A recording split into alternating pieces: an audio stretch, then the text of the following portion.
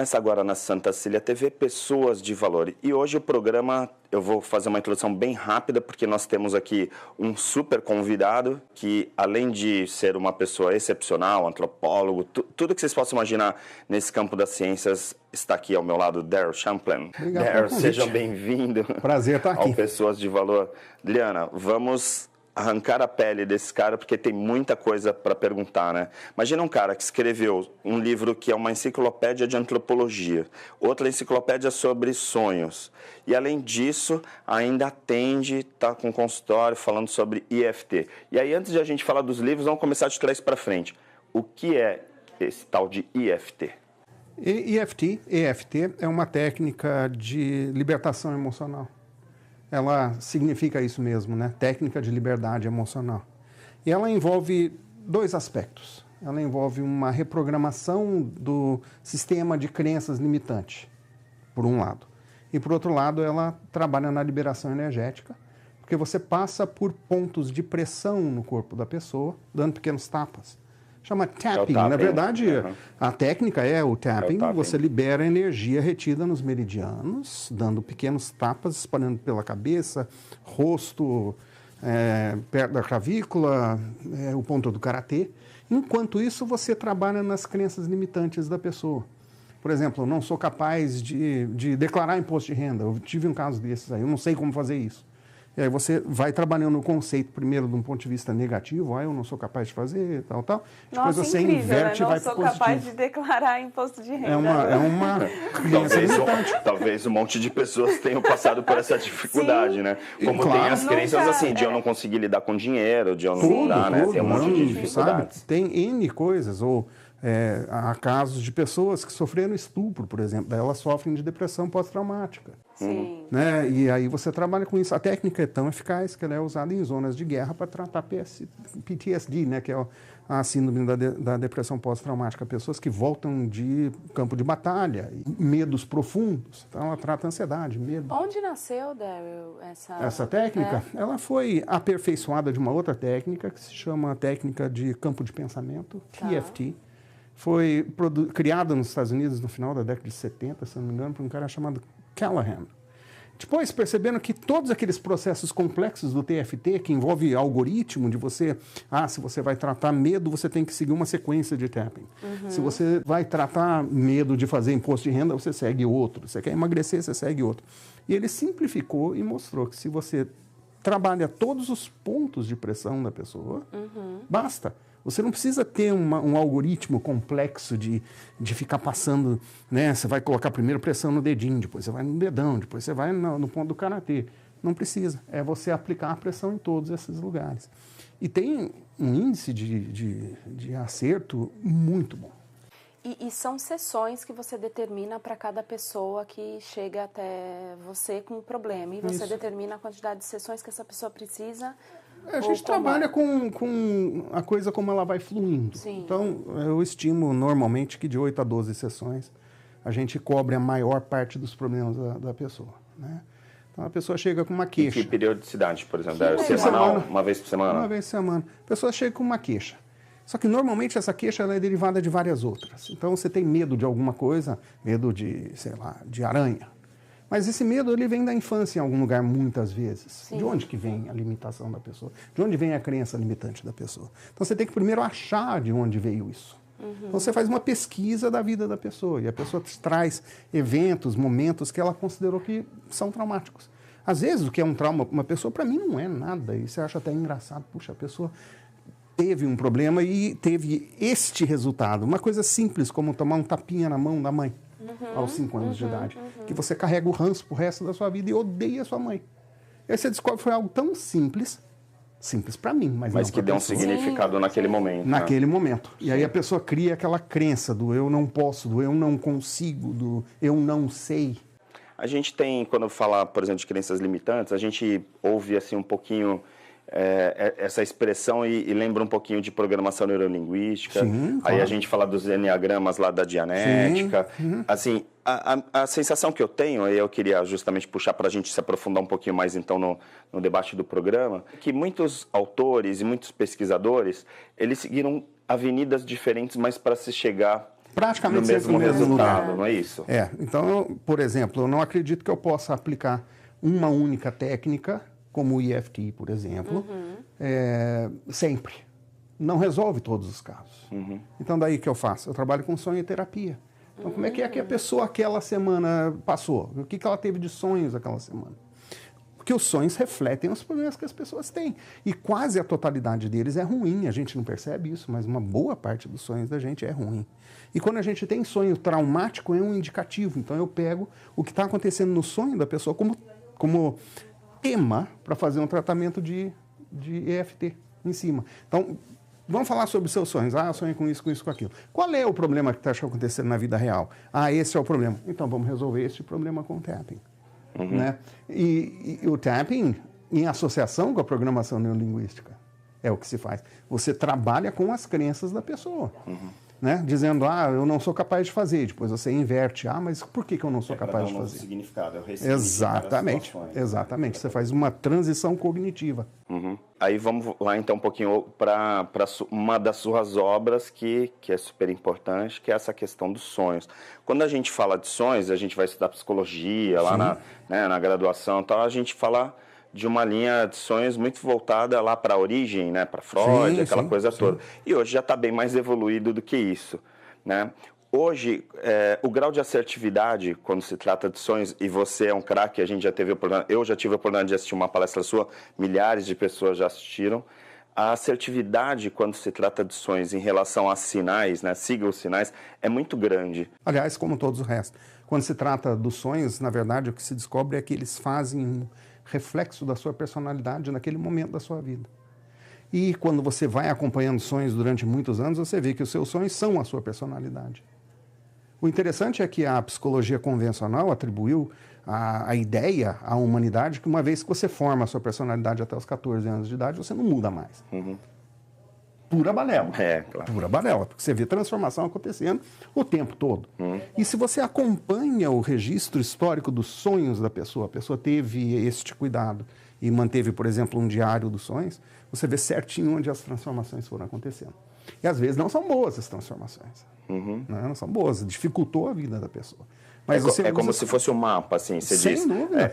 É desenhar um mapa de toda a trajetória daquela pessoa através dos sonhos. Porque, em tese, os sonhos estão mandando sinais do subconsciente para o consciente da pessoa, né? Já nem acredito mais em consciente, subconsciente, inconsciente. Para mim, tudo é consciência. Em fases diferentes. Você está usando ondas cerebrais diferentes naquele momento, mas faz tudo parte do bojo da consciência. Como você traduz a consciência do sono para a consciência desperta é uma outra história. Porque você vai ter que traduzir mesmo aquela bagagem que está vindo de lá, você tem que colocar em ação na sua vida desperta. Ou ignorar, e a maior parte das pessoas ignora. Você tem os sonhos, você está claro o que está acontecendo ali, mas você opta por manter uma distância daquilo, porque se eu for até ali, eu vou ter que lidar com o problema. Eu vou ter que lidar com o problema.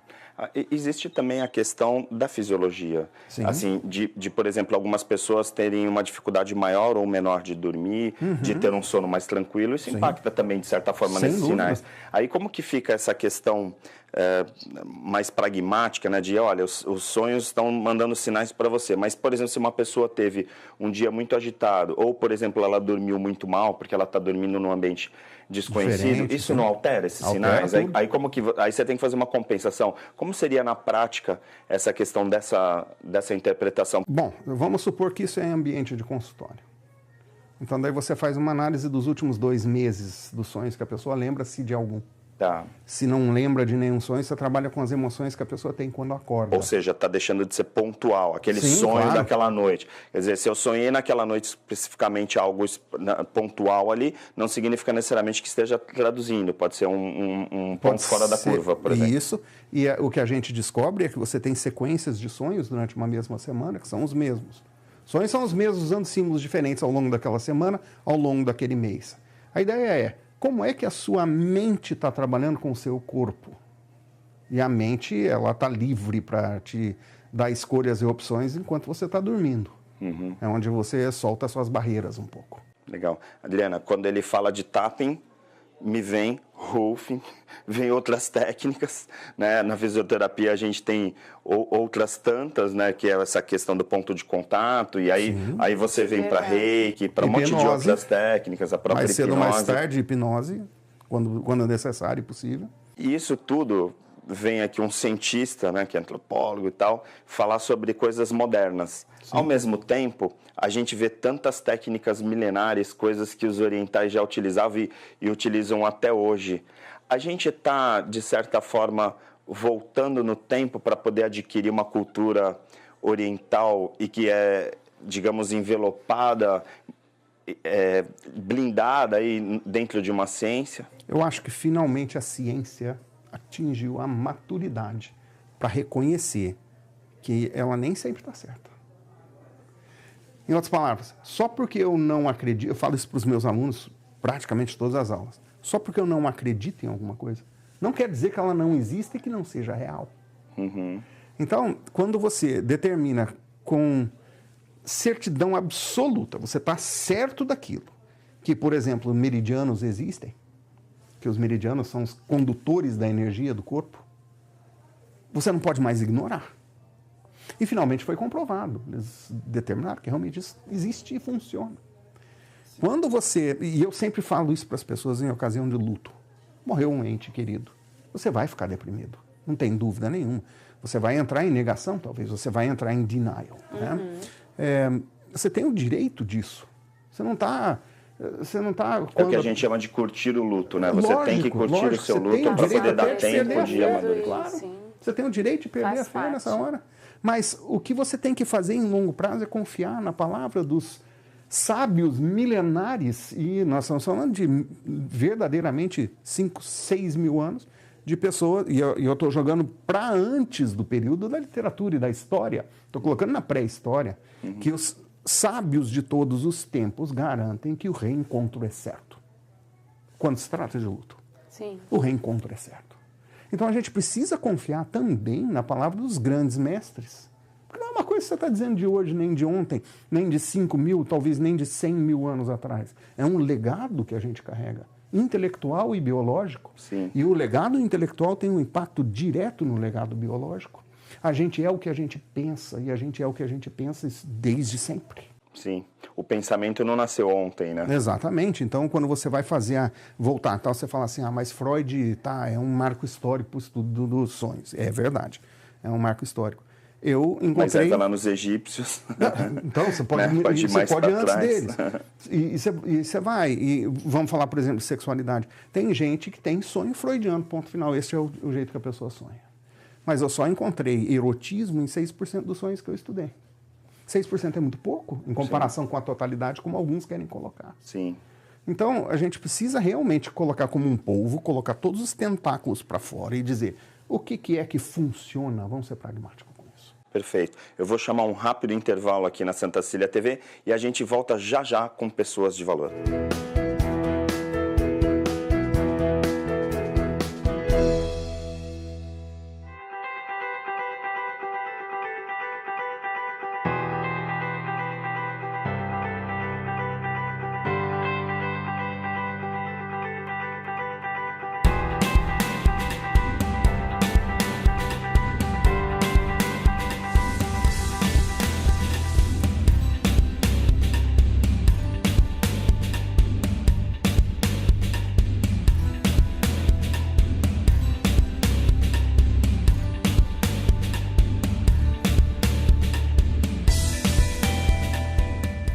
Existe um bebê que é especial, está sempre na moda, bonito pra você. A mamãe e o papai, ele quer agradecer pelo banho de loja da estação do bebê.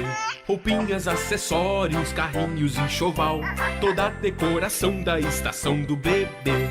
Rua Carvalho de Mendonça, 251, Vila Belmiro, Santos. Telefone 3302-1970. O seu bebê feliz na estação do bebê.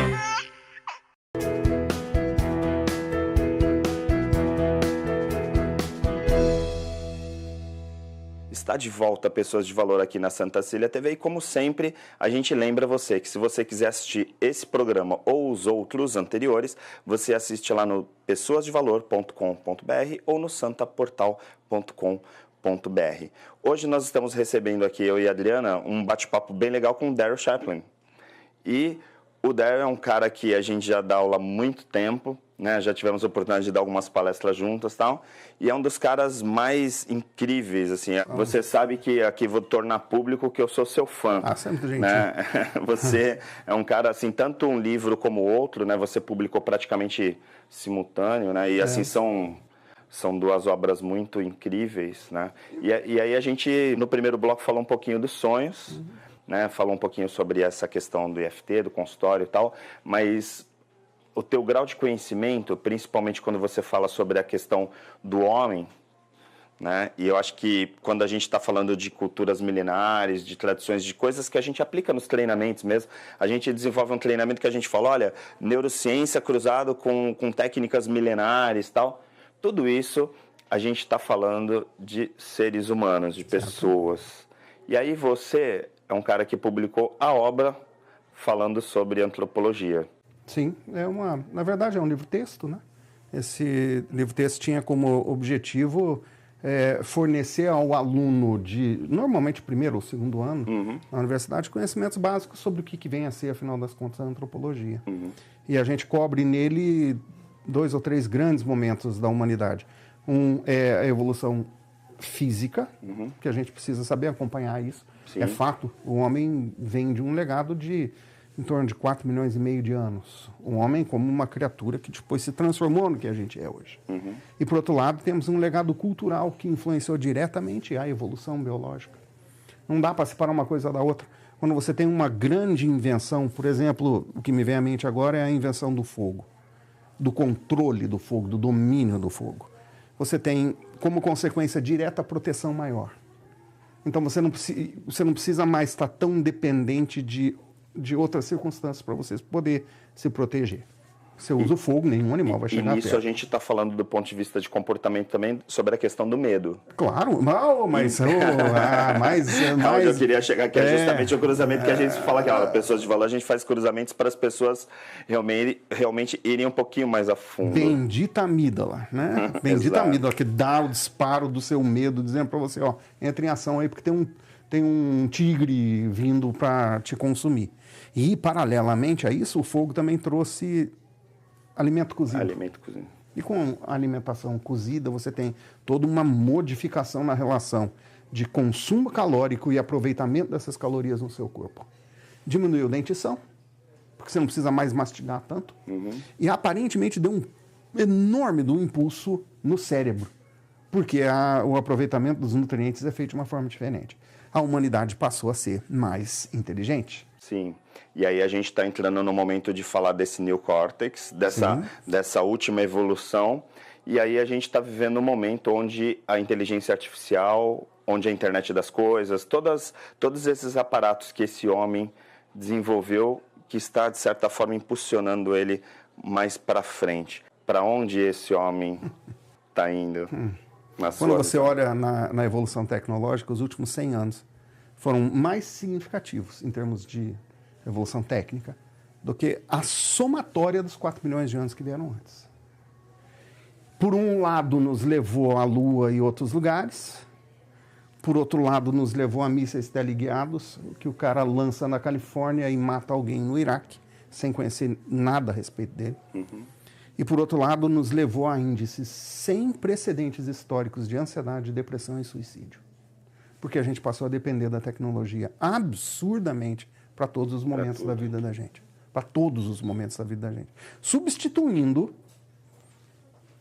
desde a mãe da gente... Pessoas, né? Substituiu, a gente não precisa mais. Substituindo... Bom, você coloca o filho na frente da televisão, você tem um babá perfeito. Só que agora a gente já passou da televisão, né? A televisão ainda tem papel importante. Agora você pode administrar o seu filho via WhatsApp.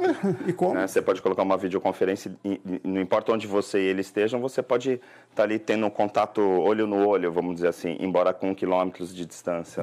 E além disso, você pode no mapa ver certinho, com a precisão do metro, onde a pessoa se localiza naquele momento.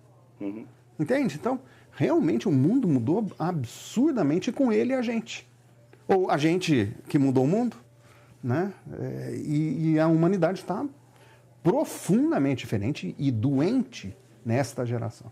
E aí eu trago então para voltar lá para o início do programa, Você enxerga mais né? benefícios ou mais Prejuízos? nessa tua visão? Eu acho que a gente precisa esperar uma geração para poder fazer essa avaliação. Então, é assim, eu tenho um martelo, eu tenho algumas opções para o uso do martelo. Eu posso... Lembra do Pierluigi Piazzi? Sim. Eu aprendi essa com ele. Pierluigi Piazzi foi um dos grandes intelectuais que eu conheci na minha vida também. Você tem duas opções, ou mais com o martelo, você pode usar para construir uma casa. Pode usar para matar a sua mãe, porque ela não fez o almoço certo para você, entende? Então, eu acho que é cedo. A gente está vendo efeitos colaterais da tecnologia agora com muito vigor, que é essa coisa de um índice de suicídio absurdo. A gente está tendo hoje quase 800 mil suicídios por ano, que é mais do que a somatória de todas as guerras em andamento hoje, mais os acidentes de automóvel. A somatória de todas essas mortes não chega no número de suicidas. Virou moda. Isso porque existe uma política de não se divulgar, né? Exatamente. Porque se isso fosse divulgado constantemente, ia ser uma loucura. Mas é uma verdadeira epidemia. Gente. É uma epidemia. Porque no momento que você preenche a sua vida com a tecnologia, você também dá espaço para que isso aconteça. Claro. Né? Mas a gente nunca pode deixar de incluir na equação a responsabilidade da pessoa. Porque Claro, claro. opção, é escolha. E não dá para dizer que não é. Eu opto, eu escolho fazer coisas. Sim. Aí eu retorno, falando dessa tecnologia, lá para o início do programa, né, do primeiro bloco, quando a gente estava falando essa coisa de que a tecnologia está avançando, e aí parece que existe um movimento de pessoas intelectuais, pessoas inteligentes, pessoas que estão buscando o antigo. Isso é uma tendência? Sim. Você acha que vai chegar um determinado momento, por exemplo, que a gente vai ver um crescimento, por exemplo, de meditação? Hoje a gente fala de mindfulness, tem outros nomes, mas na prática a gente está voltando as pessoas a fazer yoga, em vez de ficar, de repente, caprichando lá numa musculação. Ou seja, tem várias coisas que estão vindo, né, num movimento gigante no mundo inteiro. E é engraçado que você falando isso, porque quando eu aprendi a meditar 30 anos atrás, exatamente 30 anos atrás, era uma técnica que era chamada meditação clinicamente padronizada. Porque se você dissesse que era meditação transcendental, teria um preconceito tão grande com isso, que as pessoas não aceitariam. Então, o professor, que era um psiquiatra, ele falava assim, essa técnica é usada em centro cirúrgico. Ah, então eu estou feito. Eu vou meditar e vou me ajudar a me recuperar de um ferimento, estou feito. Então, colocaram um jargão ocidental para tornar aceitável o negócio oriental. Né, essencialmente. E hoje, o que se vê é uma explosão disso. Amit Goswami é meu físico quântico de escolha. Ele é autor de N obras na área da física quântica. E ele tem uma postulação interessante. Diz que se a humanidade continuar no ritmo que está, com as mudanças que estão sendo introduzidas hoje, em 3 gerações, aí coloca em torno de 200 anos, 250 anos, o mundo vai ser um lugar completamente diferente do que é hoje. Em termos de aceitação, tolerância. Mas o Dalai Lama é mais incisivo. O Dalai Lama disse que se todas as crianças de idade escolar hoje aprendessem a meditação, em uma única geração acabaria a violência. Isso é algo a se ponderar. É incrível, né? Incrível. Fico até arrepiada. O próprio colégio, né?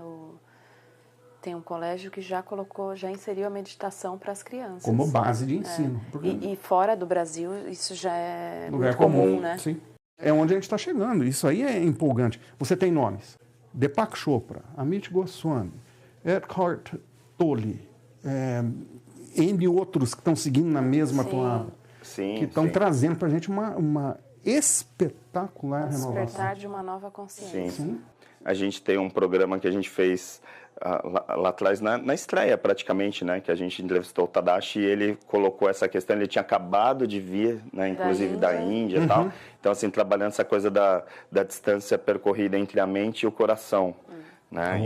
Interessante isso. E é bem isso, né? Assim, as pessoas estão cada vez mais buscando essas coisas. Aí me fala então, voltando lá para o IFT, voltando para o consultório, voltando para essa coisa do tapping e tal, uma pessoa que procura um profissional como você, ela está procurando um profissional que vai, de certa forma, trabalhar a mente dela com essas técnicas, mas também não tem como desassociar um intelectual que é antropólogo, que é psicólogo, assim, essas experiências que a gente tem de vida acabam levando para os treinamentos, para as técnicas, né?